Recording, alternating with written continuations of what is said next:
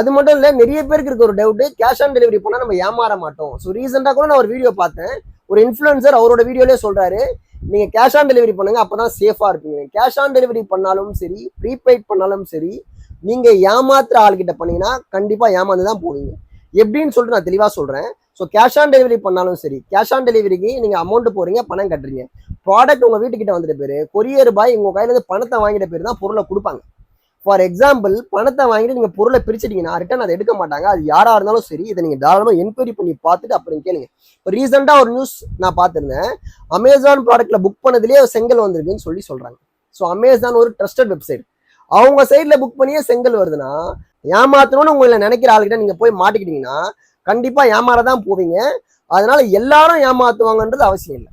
So அதனால எங்க கிட்ட நீங்க ப்ராடக்ட் வாங்கணும்னா பயப்படாம தைரியமா வாங்கலாம். ஏன் சொல்றேன்னா, இந்தியா மார்ட், ஜஸ்ட் டயல்ன்ற பிளாட்ஃபார்ம்ல எங்களோட